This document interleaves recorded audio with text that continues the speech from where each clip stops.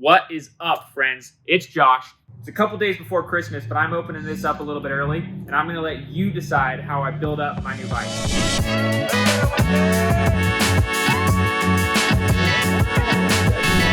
About a month ago, I entered a giveaway that a small custom frame manufacturer out of Southern California was doing to win one of their custom aggressive hardtail frames. And they wanted to give the frame away to someone they knew who was gonna build it up right and just have a ton of fun riding it.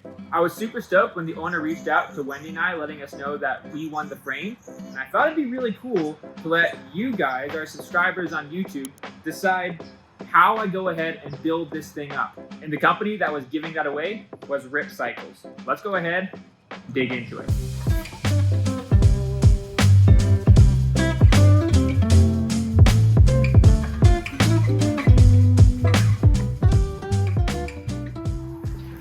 Boom. Oh, you can almost start to see the color coming through there already. This is gonna be dope. Oh yeah.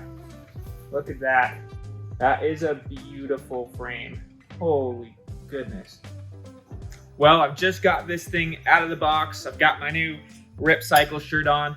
And I have to say, Bryan, this is one of the better looking frames I've ever seen in person. It's beautiful. I mean, these welds are so clean.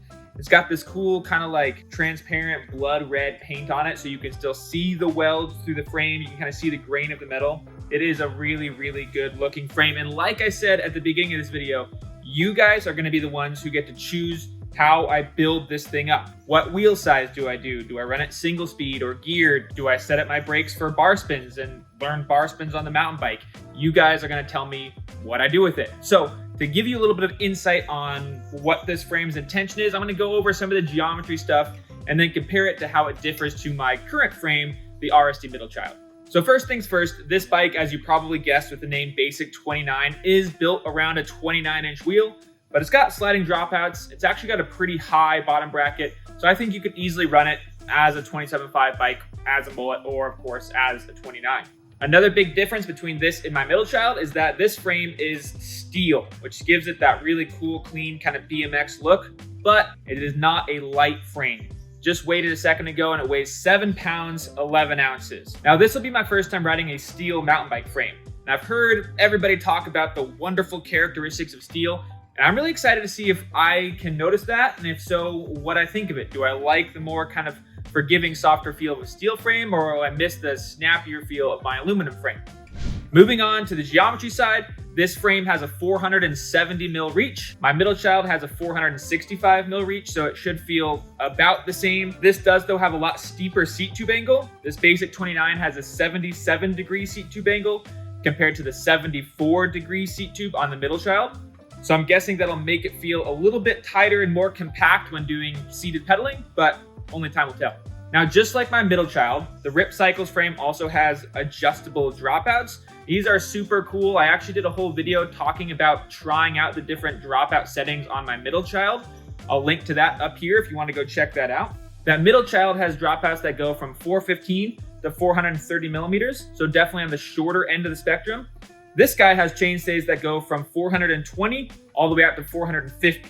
Moving forward on the bike, this thing's got a pretty dang slack 63 degree head tube angle. The Middle Child has a 64.5 degree head tube angle. I tend to say that 65 or so degrees is about perfect for the style of riding that I like to do, which is kind of includes a lot of gnarlier enduro style racing, but also some more jibby skate park stuff. So this will be a little slacker than I tend to prefer, but again, I'm excited to try it out. One of the numbers I'm most stoked about on this frame is that it's got a really short seat tube. It's just 410 millimeters. I love short seat tubes. Just lets you get your seat totally out of the way. So this will definitely allow for that. I mentioned earlier that I think this bike will work great running as a 27.5 because it's got a pretty high bottom bracket.